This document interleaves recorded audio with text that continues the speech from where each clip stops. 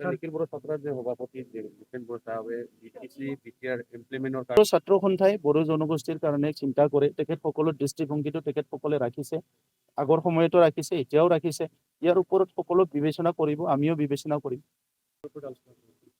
ইয়াৰ ওপৰত আমাৰ সাধাৰণ সম্পাদক ডাঙৰীয়াই আপোনালোকক ব্ৰিফ কৰিব এইটো আমাৰ দলৰ এটা কোৰ কমিটিৰ বৈঠক আছিলে গতিকে তাত আমি বিভিন্ন দলীয় কথাবিলাক আমাৰ ক'ত আমাৰ কি সমস্যা আছে দলে কেনেকৈ কাম কৰি আছে আমাৰ বিভিন্ন উইংবিলাক চেলবিলাক কেনেকৈ কাম কৰি আছে টিচিএল চিচিৰ পৰা লৈ পেলাই বিভিন্ন মেম্বাৰ সদস্যবিলাক কেনেকৈ কাম কৰি আছে আৰু আমাৰ যিটো অবজেক্টিভ আছিলে 2000 চনত যিটো আমি বিটিচি ইলেকশ্যন কণ্টেষ্ট কৰিছিলোঁ তাত যিখিনি অবজেক্টিভ আমি হাতত ৰাখিছিলোঁ যিটো এজেণ্ডা যিটো মেনিফেষ্টো আমি ৰাখিছিলোঁ তাত আমি ক'লৈকে গৈ পাবলৈ সক্ষম হৈছোঁ এই কথাখিনি আমি পাতিছোঁ আৰু আমাৰ ৰাজনৈতিক কাম কাজৰ দ্বাৰা বিটিআৰ অঞ্চলৰ ৰাইজৰ কিমান লাভ হৈছে কিমান লছ হৈছে ইয়াৰ ওপৰত আমি পৰ্যালোচনা কৰিছোঁ আৰু অনাগত দিনত বহুত ৰাজনৈতিক দল থাকিব কিন্তু আমাৰ বিটিআৰ বাসীৰ কাৰণে আমি যিহেতু ইয়াৰে বাসিন্দা ইয়াৰ ৰাইজৰ লগত আছোঁ ইয়াৰ দুখ দুৰ্যোগৰ সদায় সমভাগী হৈ আহিছোঁ যোৱা সময়ত বেয়া দিনো আমি দেখিছোঁ ভাল দিনো দেখিছোঁ এই গোটেই পৰিৱেশটো অনাগত সময়ত কেনেকৈ আমাৰ আহি থকা প্ৰজন্মৰ কাৰণে আহি থকা সময়ৰ কাৰণে কেনেকৈ ভালকে আমি প্ৰিজাৰ্ভ কৰি ৰাখিম কেনেকৈ ভালকে এইটো আমি লৈ যাম শান্তিটো কেনেকৈ আমি সাষ্টেইনেবল কৰিম উন্নয়নৰ কাম কাজবিলাক যিমান হৈছে তাতকৈ আৰু ভালকে কেনেকৈ কৰিব পাৰিম কেন্দ্ৰ আৰু ৰাজ্য চৰকাৰৰ আঁচনিবিলাক আমাৰ অঞ্চলত কেনেকৈ সঠিকভাৱে ৰূপায়ণ কৰিব পাৰোঁ বিভিন্ন জাতি জনগোষ্ঠীৰ আশা আকাংক্ষাবিলাক কেনেকৈ আমি বাস্তৱত মানে তেখেতসকলৰ ফুলফিল কৰিব পাৰে যিমান কিঞ্চিত আমি পাৰোঁ কাউন্সিল লেভেলত এই কথাবিলাক আলোচনা হৈছে গতিকে খুব সুন্দৰ এটা মিটিং হৈছে আৰু ইয়াৰ পৰৱৰ্তী সময়ত এই গোটেইকেইটা একশ্যন প্লান আমাৰ এই একশ্যন প্লানটো লৈ পেলাই আমি আগবাঢ়ি যাম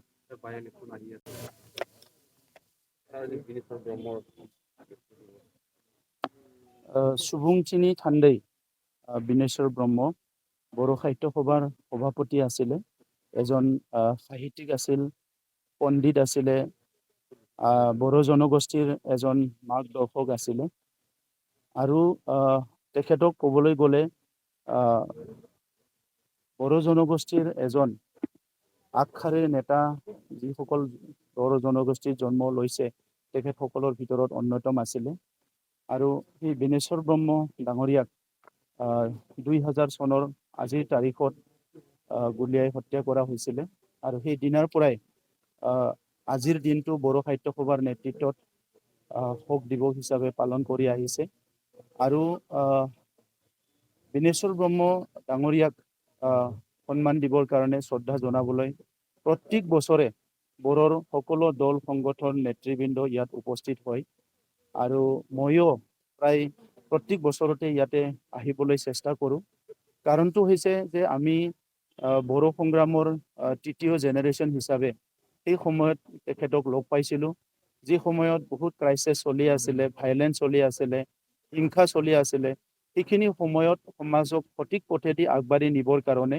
আৰু জনগোষ্ঠীটোক ন্যায় প্ৰদান কৰিবৰ কাৰণে বিভিন্ন কাম কাজবিলাক চৰকাৰে যেনেকৈ কৰিব লাগে সেইবিলাক আগুৱাই নিয়াৰ কাৰণে তেখেতে দায়িত্ব লৈছিলে আৰু বড়ো জনগোষ্ঠীৰ যিটো বিভাজিত এটা পৰিৱেশ আছিলে সেই সময়ত সেইটো একত্ৰীকৰণ কৰাৰ কাৰণেও তেখেতে চিন্তা কৰিছিলে যাতে এটা সুস্থ পৰিৱেশ আনিব পাৰে আৰু সুস্থ পৰিৱেশ আনিলেহে আমাৰ সামাজিক অৰ্থনৈতিক ৰাজনীতিক সকলো দিশত আগুৱাই যাব পাৰিব এই কথাটো তেখেতে চিন্তা কৰিছিলে গতিকে আজি বিনেশ্বৰ দা 2000 চনত হেৰাই গ'ল কিন্তু আজিলৈকে আমি তেখেতক জীৱিত অৱস্থাতে থকা যেন পাওঁ কাৰণ তেখেতে যিবিলাক কথা কৈছে বা আমি সেইখিনি সময়ত তেখেতৰ পৰা শুনিছিলোঁ এই প্ৰত্যেকটো কথাই আখৰে আখৰে আজিৰ দিনতো ৰিলেভেণ্ট হিচাপে আছে আৰু আমি সেইটোৰ ওপৰতে কাম কৰি আছোঁ গতিকে মই প্ৰথমে তেখেতৰ স্বৰ্গীয় আত্মাৰ প্ৰতি মোৰ শ্ৰদ্ধাঞ্জলি জনাইছোঁ তেখেতৰ পৰিয়ালৰ প্ৰত্যেকজন সদস্যলৈ মই সমবেদনা জ্ঞাপন কৰাৰ লগতে মোৰ তৰফৰ পৰা মই মৰম যাচিছোঁ আমি অনাগত দিনত তেখেতক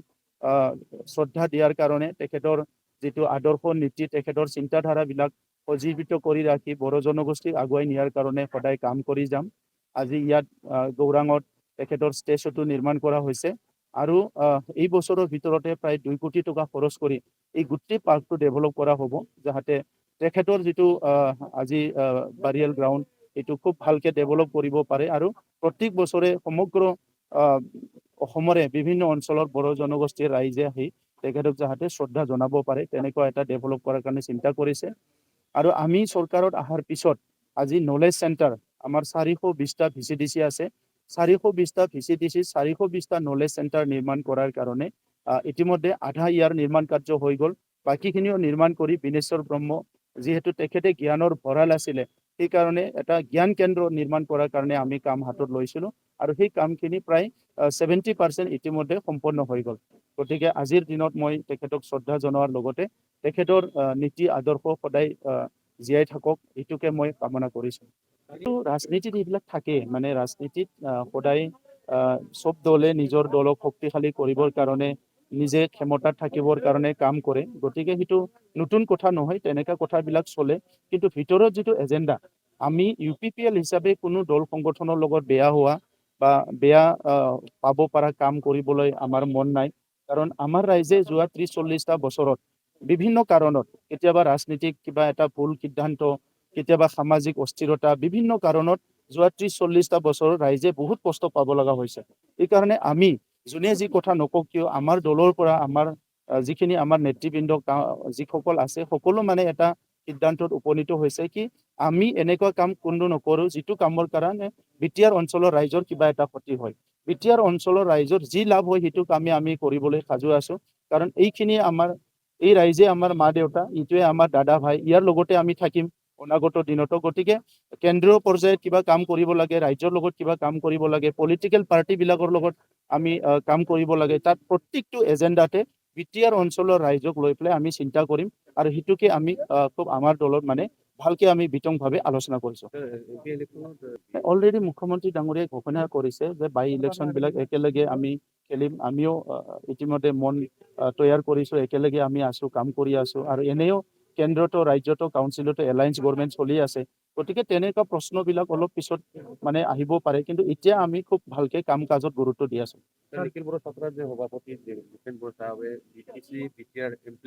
ছাত্ৰ সন্থাই বড়ো জনগোষ্ঠীৰ কাৰণে চিন্তা কৰে, তেখেতসকলৰ দৃষ্টিভংগীটো তেখেতসকলে ৰাখিছে, আগৰ সময়তো ৰাখিছে, এতিয়াও ৰাখিছে। ইয়াৰ ওপৰত সকলো বিবেচনা কৰিব, আমিও বিবেচনা কৰিম। ৰাজনৈতিক কাম কৰাটো আগ্ৰাসন বুলি শব্দটো ব্যৱহাৰ কৰিব নালাগে, সেইটো আগ্ৰাসন নহয়। আগ্ৰাসন বুলি কোৱাৰ লগে লগে সেইটো বেলেগ মিনিং হৈ যায়। গতিকে বিজেপি হ'ল সৰ্বভাৰতীয় দল। ভাৰতবৰ্ষৰ চুকে কোণে প্ৰত্যেকটো ডিষ্ট্ৰিক্টত, প্ৰত্যেকটো অঞ্চলত বিজেপিয়ে কাম কৰিব, কংগ্ৰেছো কৰিব, নেশ্যনেল পাৰ্টিবিলাকে। চ' তাত আৰু কাম কৰাটো যদি আগ্ৰাসন বুলি এটা ৱাৰ্ড ইউজ কৰে, তেতিয়া মানে তাতে গণ্ডগোলটো আৰম্ভ হয়। সেইকাৰণে আপোনালোককো মই অনুৰোধ কৰিম যে পলিটিকেল এক্টিভিটিবিলাক চবে নিজৰ নিজৰ দলে কৰিব। চবৰে নিজৰ এজেণ্ডা আছে। আজি নৰেন্দ্ৰ মোদী ডাঙৰীয়াই সবকে সাথ সবকে বিকাশ, ভাৰতখন এটা বিশ্বগুৰু কৰাৰ কাৰণে, বিকশিত ভাৰত গঢ়াৰ কাৰণে কাম কৰি আছে। আৰু আমি তাত চবেই আছোঁ। তেখেতে প্ৰধানমন্ত্ৰী হিচাপে প্ৰথমবাৰ আমি পালোঁ, যিজনে নেকি ভাৰতবৰ্ষক একদম ক্লিয়াৰ, ভেৰি ক্লিয়াৰ মিছন আৰু ভিজন দিবলৈ পাৰিছে।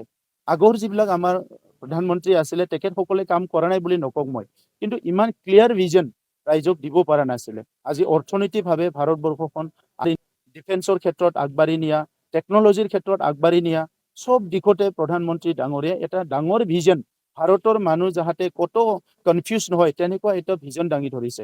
গতিকে আজি ভাৰতবৰ্ষত চুকে কোণে তেখেতৰ ভিজনটো লৈ আমি চবে কাম কৰিব লাগে। এটা আমাৰ দল হিচাপে আমি এলায়েন্সত আছোঁ, সেইটো বেলেগ কথা। দল হিচাপে এলায়েন্স নাথাকিলেও ভাৰতীয় নাগৰিক হিচাপে ভাৰতৰ নেতাজনে দেশখন আগবঢ়াই নিব বিচাৰিছে, তাত আমি সকলো মানে কাম কৰিব লাগে।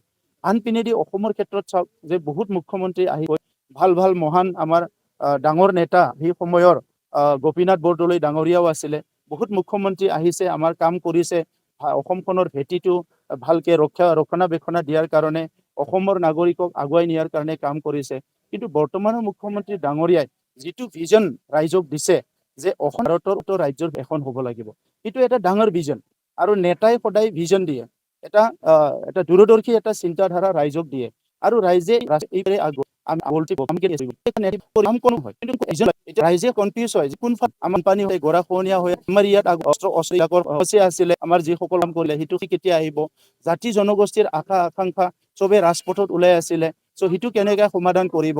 যেতিয়া মুখ্যমন্ত্ৰী ডাঙৰে এটা ভিজন দি দিলে যে আমাৰ অসমখন তাত যাব লাগিব, ইয়াত নহয়, অসমখন জংঘলত নহয়, অসমখন ক'ৰবাত কাজিয়া পেচালত নহয়, জাতি জনগোষ্ঠীৰ মাজত ক'ৰবাত থাকি পেলাই সদায় কাজিয়া পেচাল কৰিব, ৰাস্তা ব্লকেট কৰিব, তাত নহয়। অসমখন নিব লাগিব ভাৰতৰ ভিতৰত উন্নত এখন ৰাজ্য, য'ত আমাৰ ইনফ্ৰাষ্ট্ৰাকচাৰ ভাল হয়, আমাৰ হেল্থ ছেক্টৰটো আমি ভাল কৰিব পাৰোঁ, শিক্ষাৰ ছেক্টৰটো ভাল কৰিব পাৰোঁ, প্ৰত্যেকটো ছেক্টৰটো আমি ভাল কৰি পেলাই অসমখনো অইন ডেভেলপ ৰাজ্যৰ নিচিনা এখন গঢ়িব লাগে। গতিকে এই পৰিৱেশত আজি আমি কাম কৰি আছোঁ। গতিকে পলিটিকেল কিবা সৰু সুৰা টুটু মেমে সিটো চবৰো থাকিব, সিটোক লৈ পেলাই বেছিকে যদি আমি মূৰ ঘামাই দিওঁ, আচল উদ্দেশ্য এতিয়া বিটিআৰ অঞ্চলখন আগুৱাই নিব লাগে। 4 বছৰত মানুহৰ মুখত হাঁহি দেখিবলৈ পাইছোঁ। ইয়াতকৈ আৰু ডাঙৰ এচিভমেণ্ট নাই। আমিয়ে হাঁহিব পাহৰি গৈছিলোঁ এটা সময়ত। সদায় আৰ্মি পুলিচ ৰাস্তাই দি গ'লে হাত উঠাব লাগে, চব মানে গাত সদায় লাৰি চাই। আমি তামোলপুৰত মানে প্ৰায় 10 বছৰমান আৰ্মি কেম্পৰ মাজত গাড়ীটো বাছখন ৰাখি দিয়ে, হাত উঠাই মোনাবিলাক চব চেক কৰি চাই, মহিলা পুৰুষ তেনেকুৱা পৰিৱেশৰ পৰা আহিছোঁ। আৰু আজি মানুহৰ এই পৰিৱেশ নাই। আজি মানুহৰ মুখত হাঁহি আহিছে।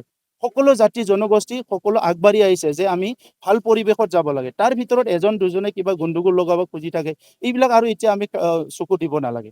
তো গতিকে আমাৰ দৃষ্টিভংগী ক্লিয়াৰ।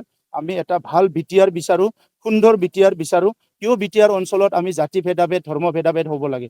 কিয় বিটিআৰ অঞ্চলত আমি শিক্ষা দীক্ষা পিছ পৰি থাকিব লাগে? কিয় স্পৰ্টছত পিছ পৰি থাকিব লাগে? কিয় আমি সাংস্কৃতিক পিছ পৰি থাকিব লাগে? চ' এইখিনি কাম আমি আৰু বোলে আছাই। গতিকে যি কাম কৰিম ৰাইজৰ স্বাৰ্থত কৰিম, যি কৰিব নোৱাৰোঁ বহি থাকিম, কিন্তু কাৰো ক্ষতি হোৱা কাম আমি নকৰোঁ।